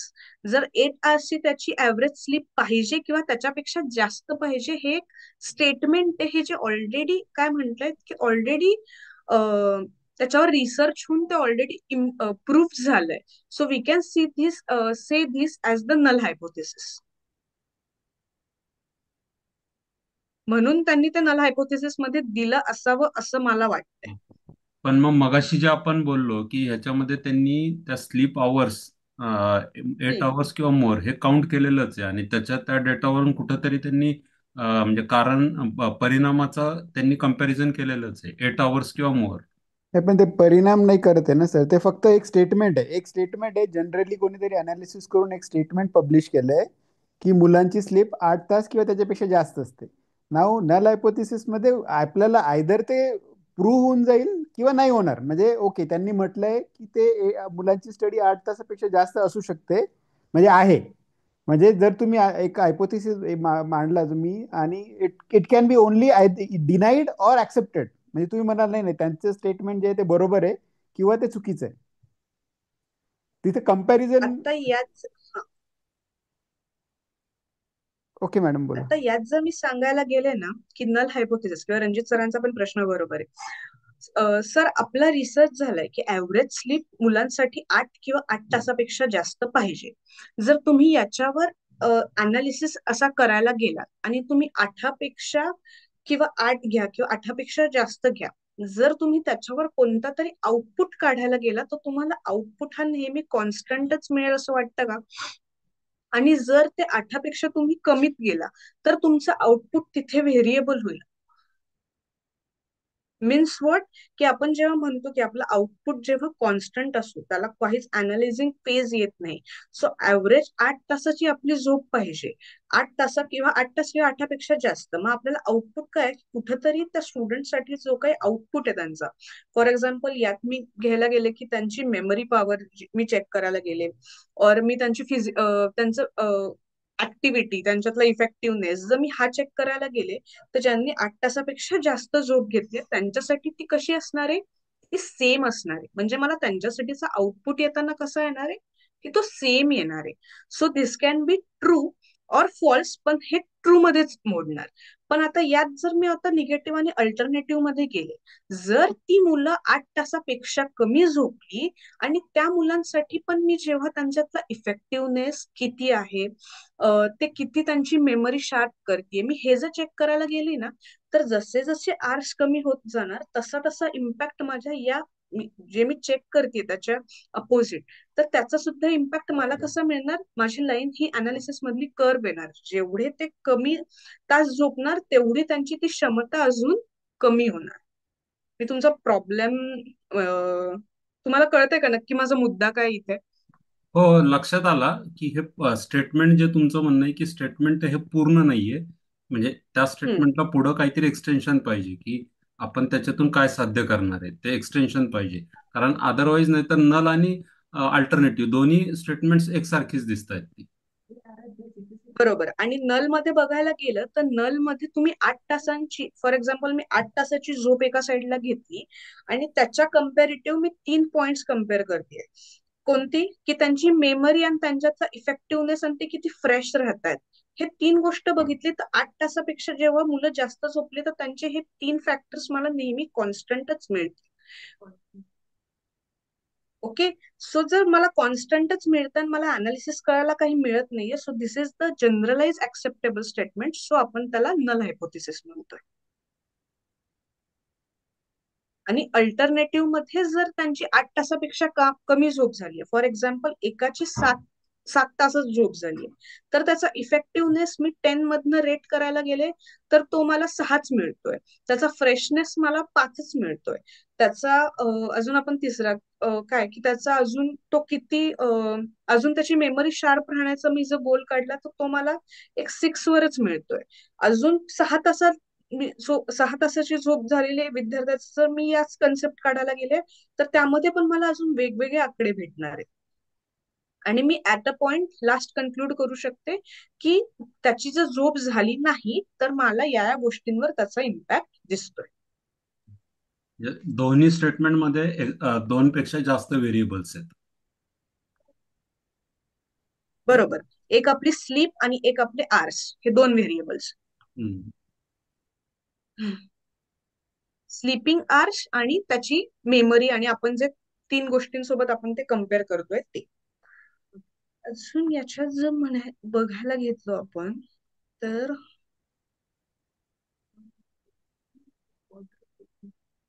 बाकी या म्हणजे ऑल्दो इट्स गुगल, पण स्टुडंट स्लीप सोडलं तर मला अजून नल हायपोथेसिस आणि अल्टरनेटिव्ह हायपोथेसिसचे यांचे जे सेंटेन्स फ्रेमिंग आहे ते मला कुठंतरी असे खूप लॉजिक देऊन जात नाहीये. एक एक एक स्टेटमेंट एक स्टेटमेंट देतो madam me, just a second. Null hypothesis, there is no difference in salary of factory workers based on gender. It is a null hypothesis. And alternative hypothesis is, male factory workers have a higher salary than female factory workers. Yes. हे example बरोबर आहे का काय, की तुम्ही प्रत्येक जेंडरला same salary देतायत. Okay.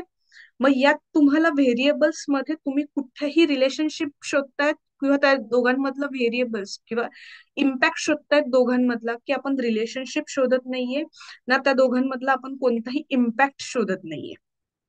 Means काय झालं, की सगळं बेसलाईनला काय, नो डिफरन्सेस, नो रिलेशनशिप आणि नो इफेक्ट, या तिघांसोबत ते परफेक्टली बसतंय. त्याच्यामुळे जो तुमचा पहिला फॅक्टर आहे, की ती फॅक्टरी मेल आणि फिमेलला सेम सॅलरी प्रोव्हाइड करते. So it can be our null hypothesis topic. आपल्याला प्रॉब्लेम स्टेटमेंट नाही म्हणताय ना, पण हे आपलं नल हायपोथेसिसचं टॉपिक आहे. पण जर फॅक्टरी जर मेलला जास्त सॅलरी आणि फिमेलला कमी सॅलरी देत असेल, तर सॅलरी ही कशावर डिपेंड असते, इज नथिंग बट की तुमचे वर्किंग, तुम्ही नक्की काय वर्क करतायत त्याच्यावर. मग आपलं ऑल्दो आपलं हे कशावर जाणार, की ते वर्किंग काय करतायत आणि ते किती काय की ते किती वेजेस ऍक्च्युअल मध्ये प्रोव्हाइड त्यांना करायला पाहिजे. मग नक्की कामामध्ये डिफरन्स किती आहे आणि मग हे नक्की बरोबर आहे का, हे आपण अल्टरनेटिव्ह हायपोथेसिस मध्ये आपण चेक करणार. आपला जो सेकंड पॉइंट आहे तो.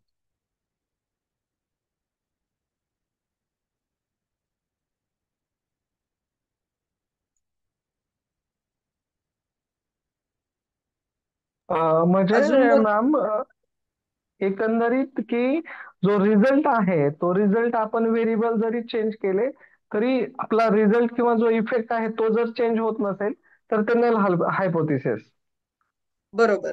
असं कन्क्लुजन होऊ शकतं का याचं? हो, असं कन्क्लुजन होऊ शकतं. आणि सेकंड कन्क्लुजन मीन्स की आपलं जे प्रॉब्लेम स्टेटमेंट आहे त्याच्यामधलं आन्सर इदर येस और नो एवढंच जेव्हा आपण ते प्रॉब्लेम स्टेटमेंट म्हणत असू, तर तेव्हा सुद्धा तो नल हायपोथेसिस होऊ शकतो. जे आपण आता स्लीपचं एक्झाम्पल बघितलं. सो हे दोन गोष्टी आपण नल हायपोथेसिस साठी आपण लक्षात ठेवू.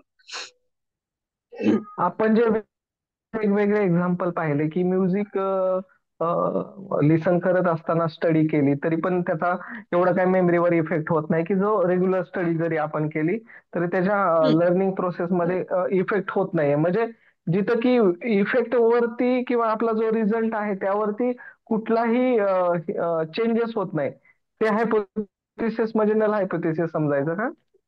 हो बरोबर. ज्याच्यात कोणताही इफेक्ट नाही, कोणतंच रिलेशनशिप नाही आणि त्या दोन व्हेरिएबल्स मध्ये आपल्याला काहीही जरी सिच्युएशन आली तरी कोणताच डिफरन्स दिसत नाही, is equal to null hypothesis. आणि किंवा एखादी त्याच्याच जर उलट थेरी आहे, एखादी जर थेरी आहे ती आपण वेगवेगळ्या वयोगटावर हे केली, अप्लाय केली तरी त्याचा जर रिझल्ट सेम येत असेल तर ते नाही नल हायपोथेसिस. हो, तो नल हायपोथेसिस. ओके. आणि त्याच्याच अपोजिट अल्टरनेटिव्ह हायपोथेसिस, ज्याच्यामध्ये इफेक्ट असतो, डिफरन्सेस असतात दोन गोष्टींमध्ये आणि त्या दोन गोष्टींमध्ये काहीतरी रिलेशनशिप असतो, तेव्हा आपण अल्टरनेटिव्ह हायपोथेसिस म्हणतो.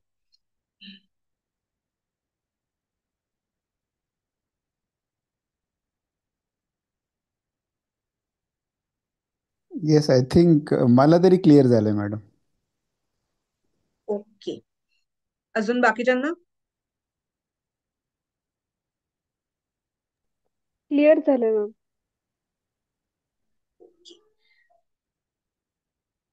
अजून एक पॉइंट हायपोथेसिसचा पुढचा क्लिअर करायचा चालेल, की आपल्याला काय रिसर्च करताना, इंडियामध्ये रिसर्च करताना काय काय प्रॉब्लेम्स येतात, तो एक पॉइंट आपण पुढे जाऊन शिकायचा की इथेच थांबायचं आहे?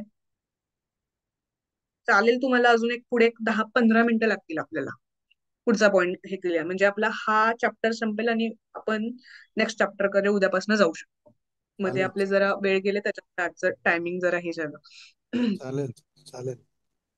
चालेल. ओके. येस. सो आता आपला नेक्स्ट टॉपिक आहे की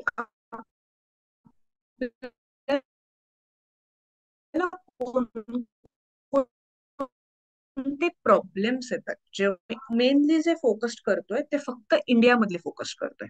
ठीक आहे. सो आता फर्स्ट आपला जो प्रॉब्लेम आहे तो म्हणजे लॅक ऑफ रिसर्च फंडिंग.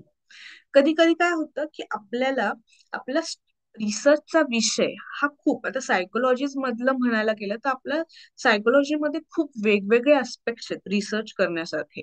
त्याच्यामुळे त्याचे वेगवेगळे काय म्हणू शकतो की वेगवेगळे त्याचे पुस्तकं आहेत. सायकोलॉजीमध्ये खूप पुस्तकं आहेत, प्रत्येक गोष्टीची ही व्याख्या खूप वेगळी वेगळी आहे. त्या सायकोलॉजीचे खूप मोठे तज्ज्ञ आहेत. त्याचा फक्त इंडियामध्ये नाही तर इंटरनॅशनल लेवलला सुद्धा भरपूर स्टडी होत असतो, त्याच्यावर भरपूर डिस्कशन्स होतात. पण कधी कधी काय होतं की हा रिसर्च करण्यासाठी, मग आपण जर सायकोलॉजीचा रिसर्च करत असो तर फक्त मी आता पुण्यात राहते, माझी जर कोणती तरी सायकोलॉजी मधल्या एका गोष्टीबद्दलची क्वेश्चनरी मी हे क्वेश्चनरी क्रिएट केली, पण मी आता सायकोलॉजी ही फक्त माझ्यासाठी किंवा पुण्यात राहणाऱ्या व्यक्तींसाठी करत नाहीये. मला ऑल ओव्हर लोकांसाठी सायकोलॉजी कन्सेप्ट ही कोणत्याही एका स्पेसिफिक रिजन साठी लिमिटेड नसते. आपण ती युनिकली एक सायकोलॉजीची कन्सेप्ट स्टडी करतो.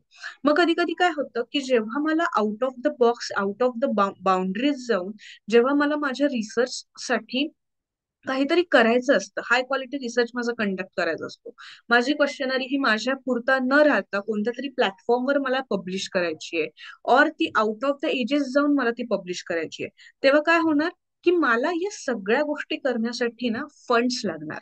पण कुठेतरी की इंडियामध्ये रिसर्चसाठी जे काही फंडिंग होतं ते खूप कमी प्रमाणात होतं. एकतर ते सेल्फ असतं किंवा गव्हर्नमेंटकडनं काही काही फंडिंगच्या सुविधा आहेत, पण त्या खूप लिमिटेड आहेत आणि त्याचा अभ्यास सुद्धा अजून इतकासा झालेला नाहीये. सो पहिला जो काही प्रॉब्लेम आहे की इंडियामध्ये रिसर्च करण्यासाठी, तो म्हणजे काय की lack of research funding.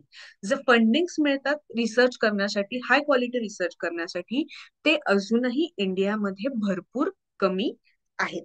Okay, जर आपण चेक करायला गेलं तर आता हे हेल्थकेअरच आहे, पण हेल्थकेअर मध्ये जर आपण कॅन्सर ट्रीटमेंट बघितल्या तर कॅन्सर ट्रीटमेंटवर जेवढे उपाय किंवा जेवढ्या फॅसिलिटीज या आउट ऑफ इंडिया आहेत, तेवढ्या फॅसिलिटीज अजून इंडियामध्ये नाही आल्यात.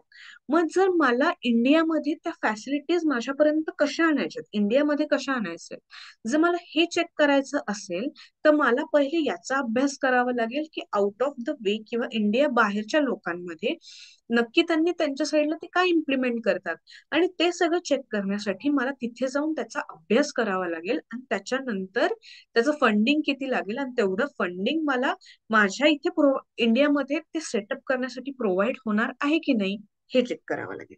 ओके, सो हा कन्सेप्ट क्लिअर झाला की लॅक ऑफ रिसर्च फंडिंग. त्याच्यानंतर poor research infrastructures means what, की आपल्याकडे जे लॅबोरेटरीज आहेत किंवा लायब्ररीज आहेत, या सगळ्या कुठंतरी अजून पण बॅकफुटलाय, की आपल्याला तेवढा स्पेस किंवा आपल्याला तेवढा इफेक्टिव्हनेस आपल्याला अजूनही मिळत नाही. सो आपला कुठेतरी रिसर्च मध्ये जर आपण out of the box research करायला गेलो किंवा छोटे छोटे रिसर्च करायला गेलो तर आपल्याला कुठेतरी मॉडर्न लॅबोरेटरीज आणि गुड लायब्ररीज, पण आता कसं आहे की ही आता या सुद्धा गोष्टी ऍक्च्युअल मध्ये फक्त पुस्तकातल्या झाल्या. जर मॉडर्न लॅबोरेटरीज मी एक वेळ कन्सिडर करू शकते, पण गुड लायब्ररीज हे मी कन्सिडर नाही करणार. का? कारण काय आता रिसर्च किंवा आता आयटी इतकं पुढे गेलं की तुम्ही गुगलवर एखाद्या पुस्तकाचं नाव जरी टाकलं तरी ते तुम्हाला लगेच ऍक्सेसिबल असतं. सो पुअर रिसर्च इन्फ्रास्ट्रक्चर मध्ये जर आपण म्हणू तर इंडियामधल्या फक्त मॉडर्न लायब्ररीज. पण अजून एक थर्ड गोष्ट आहे की म्हणजे स्टॅटिस्टिकल अनालिसिस. स्टॅटिस्टिकल अनालिसिस साठी जे बाहेरचे देश आहेत ते खूप पुढे गेलेत. म्हणजे त्यामध्ये त्यांच्याकडे आता जे इंडियात रिसेंटली आले स्टॅटिस्टिकल अनालिसिस करण्यासाठी, की आपण एआय थ्रू मशीन लर्निंगचा यूज करून आपला डेटा टाकून आपल्याला डिरेक्टली त्या डेटामधले जे काही अनालिसिस पॉइंट्स असतात इन ओव्हर एक्स ऍक्सिस आणि वाय ऍक्सिस ते आपल्याला डिरेक्टली मिळतात. मग त्याच्यामध्ये पॉवर बीआय हा एक सुद्धा टूल आहे की जो आता इंडियामध्ये खूप चाललाय.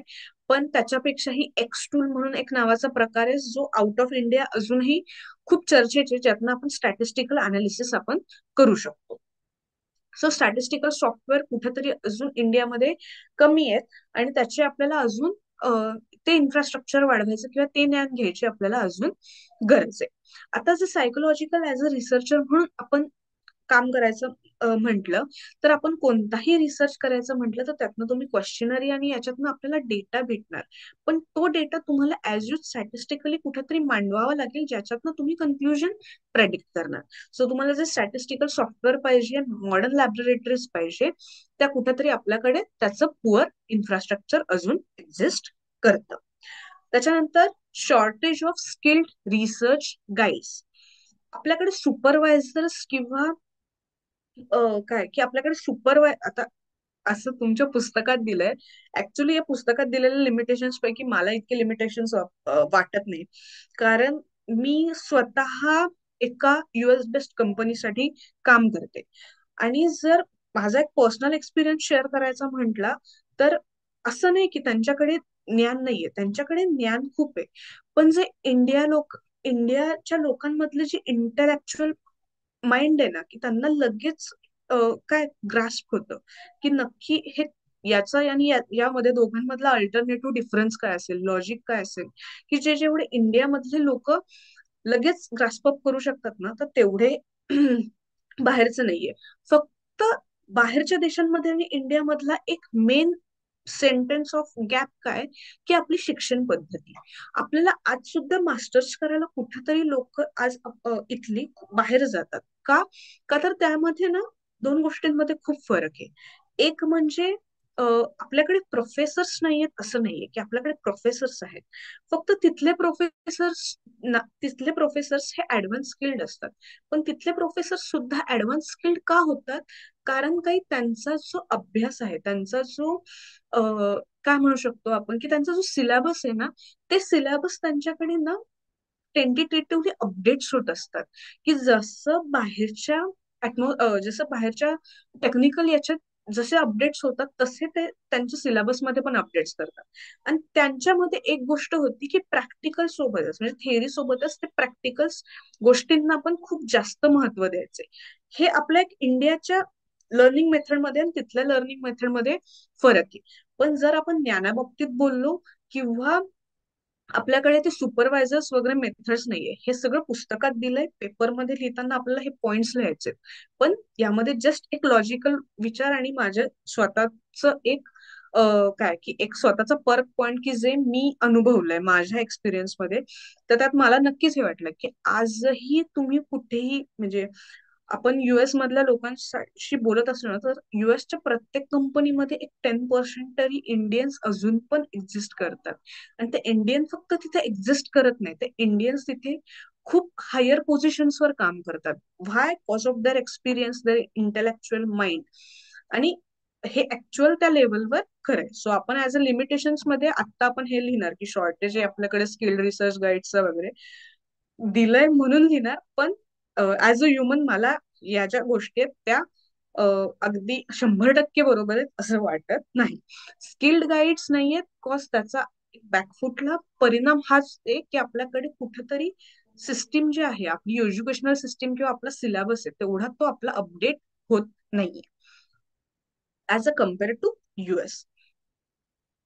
अजून डिफिकल्टी इन डेटा कलेक्शन, की डेटा कलेक्शन मध्ये इंडियामध्ये काहीतरी इथिकल नॉर्म्स आहेत. तिथे लँग्वेज डायव्हर्सिटी येते, आपलं लार्ज पॉप्युलेशन आहे.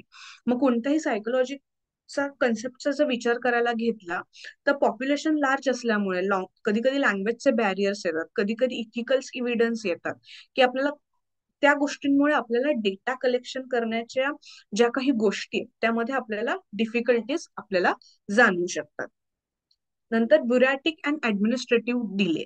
जर आपण काय म्हणू शकतो, आपण कोणत्याही हायर लेवलच्या कोणत्याही ऑफिसेससाठी किंवा जेव्हा काम करत असू आणि आपल्याला तिथले कोणते की आपल्याला पासिंग पेपर्स की आपल्याला तिथं एंट्री हवी आहे किंवा त्या लोकांशी आपल्याला जेव्हा बोलायचं आहे आणि ते आपल्याला जेव्हा जमत नाहीये, की गव्हर्नमेंट डेटा म्हणा की मोठमोठ्या इन्स्टिट्यूशनल्स म्हणा, की त्याच्यावर काय होतं, मग त्यांचं पेपर वर्क होणार, मग ते तुम्हाला सांगणार कधी या, मग कधी कधी टाइम लॅग होणार की तुमच्या, मग याच्यातनं काय होतं की आपल्या रिसर्चला काय होतात आपला टाइम डिले आपल्याला तिथे वाटू शकतो. त्याच्यानंतर low research awareness among the people. हल्ली काय की हल्लीच्या आपल्या विलेजेसमध्ये किंवा सायकोलॉजिकल आपण प्रॉब्लेम्स असं जर म्हणायला गेलो तर विलेजमध्ये किंवा आपल्या रुरल भागात अजूनही हे कळत नाही की नक्की प्रॉब्लेम म्हणजे सायकोलॉजी ही एक्झिस्ट करतं का. त्या लोकांना आपल्याला समजून द्यावं लागतं की नाही, सायकोलॉजी किंवा सायकोलॉजिकलचा काही इम्पॅक्ट असतो. अजूनही त्या लोकांनी सायकोलॉजीला ऍज अ सब्जेक्ट म्हणून किंवा ऍज अ काही डिस्कस करण्याचा टॉपिक म्हणून त्यांनी ऍक्सेप्टच केला नाहीये. सो जेव्हा हा अवेअरनेस लोकांमध्ये नसतो तेव्हा ते तुमच्या गोष्टींसाठी तुम्हाला आन्सर करण्यासाठी तेवढे काय म्हणू शकतो की तेवढे ते पॉझिटिव्हनेस नाही दाखवत. मग जेव्हा असं तुम्ही काहीतरी बॅरियर्स तुम्हाला दिसतो, so it can be your low research awareness among people आणि त्याच्यामुळे तुमच्या रिसर्चमध्ये काही अडथळे येऊ शकतात. ओके. आणि लँग्वेज बॅरियर्स आधीच आपण हे केलं की आपल्याकडे सगळीकडे म्हणजे आपण जर इंडियामध्ये घेतलं तर बँगलोरला तर हे चालतं, पण केरळला घ्या, आपण जम्मू काश्मीर, पुणे, नेपाळ या सगळ्यांची काय झाली की सगळ्यांमधल्या लँग्वेज या खूप खूप वेगळ्या आहेत. सो आपण जेव्हा आपली क्वेश्चनरी वगैरे कुठेतरी काहीतरी त्यांच्या सोबत मांडायला जातो किंवा त्यांच्यासोबत रिसर्च करायचा जर आपण प्रयत्न केला तर आपल्याला लँग्वेज बॅरियर्स येतात की आपली गोष्ट त्यांच्यापर्यंत मांडण्यापुरता आणि त्यांची गोष्ट आपण समजून घेण्यापुरता. So this can be a language barrier. आणि short time of the academic research म्हणजे काय होतं की आता जसं की आपण मास्टर्सला मेनली आपण रिसर्च करायला घेतो किंवा बॅचलर्सला आपण लास्ट. सो आपल्याला रिसर्चची कन्सेप्टच फक्त आपण एक शिकण्यासाठी आणि त्याची मुदत पण काय असते 2 वर्षासाठी असते. सो आपण आवड म्हणून नंतर ती कॅरी फॉरवर्ड करू शकतो. पण जर आपल्याला असं लास्ट मधल्या 6 मंथ मध्ये किंवा असं रिसर्च करायला सांगितलं तर आपल्याला ते 6च महिने बोलतात. मग त्या 6 महिन्यामध्ये आपण ते रिसर्च म्हणजे काय शिकत पण असतो, तो रिसर्चचा टॉपिक पण ठरवतो, तो रिसर्च पण करतो, मग त्यात आपल्या ओरल्स आणि हे पण होतात. सो हा काय की हा जो टाइम फ्रेम त्यांनी आपल्याला दिलेला आहे हा खूप काय कमी टाइम फ्रेम होतो आपल्याला आपलं रिसर्च कॅरी फॉरवर्ड करण्यासाठी. आणि कधी कधी काही काही ठिकाणी ट्रेनिंग पण ते रिसर्च नक्की कसा करायचा हे दिलं जात नाही. So this can be your also the lack of training can be also the hazard impacted on the किंवा being a problem to do the research. So हे जसे आपण थेरी पाठ करतो तसेच हे जे प्रॉब्लेम्स आहेत हे पाठ करायचे. काही काही गोष्टी म्हटल्याप्रमाणे खरंच एक्झिस्ट किंवा बरोबर आहेतच असं नाही, पण as a view of the exam आपण हे प्रॉब्लेम्स ऍज इज पाठ करून आपण लिहिणार. यामध्ये काही कोणाला शंका आहे किंवा काही कळलं नाहीये? नाही नाही, फंडामेंटली कळालं मॅडम. आता जे तुम्ही सांगितलं ना, मला ते पुस्तक वाचतानाही गॅप दिसतच होती. ते तुम्ही सांगितली ते बरं झालं, थोडं कम्फर्ट झालं. आता वाचताना थोडं बरं वाटतं, नाही तर अदरवाईज ते कनेक्ट होत नव्हतं कुठंच काहीच. हा, ते कनेक्ट मी ते सांगायला तेच झालं की आपण जेव्हा आता काय होतं की हे एक स्टुडंट्सच्या लेवलने बनवलेलं पुस्तक असतं सर, पण ना ऍज अ प्रोफेशनल एक्सपिरियन्स ना आपल्याला प्रोफेशनल एक्सपिरियन्स आला असतो आणि आपल्याला रियालिटी माहिती असते. सो आपल्याला कुठेतरी ते वाचताना असं वाटतं की नाही हे नाहीये तसं. सो आपण काही गोष्टी ऍज अ स्टुडंट म्हणून एक्झाम पुरताच करणार, त्याच्यातली ही एक गोष्ट आहे जी आपल्याला एक्झाम पुरता आहे तशी इम्पॉर्टंट पॉइंट आहे हा की असे प्रश्न एक्झामला येतातच. सो आपण त्याचाच एक्झाम पॉइंट ऑफ व्ह्यूने अभ्यास करून त्याचं उत्तर लिहिणार. May be it can B not a 100% logic. Correct. Yes. Thank you. Yes. So yes, आज आपण इथेच थांबूयात. सॉरी जरा उशीर झाला. हा तर तुम्ही ते कालच्या ह्याचे ते एक्झाम्पल्स तुम्ही ते ग्रुपवर शेअर करणार आहे ना, कालची ती तुमच्या नोट्सची पीडीएफ ती? हो, हा, हा जो चालेल. ग्रुप आहे टेलिग्रामवर तोच आहे ना हा? त्याच तुम्ही सगळे आहात ना? नाही तर मी वाघ सरांशी एकदा बोलते. त्याच्यात हा, तुमचा तर फक्त कोणता एकदा पेज? पुण्यातले एकदा लोक वाघ आहेत. सरांशी बोला ना एकदा, म्हणजे ते सांगतील बरोबर. कारण ओके, ठीक आहे, मी एक एकदा कॉमन वाघ ग्रुप आहे. सरांशी बोलते. हा, एक कॉमन ग्रुप आहे, तो वाघ सरांकडे आहे. त्याच्यामध्ये सगळे आहेत आणि बाकी रिजन वाईज ते टेलिग्राम ग्रुप वेगवेगळे आहेत. ओके, चालेल. मग मी एकदा वाघ सरांशी बोलते आणि त्यांच्याशी बोलून एक तर त्यांच्या मार्फत पाठवेल, नाही तर मी पाठवेल. Yes, thank you. चालेल. Yes, thank you. थँक्यू. उद्या 8:30 वाजता.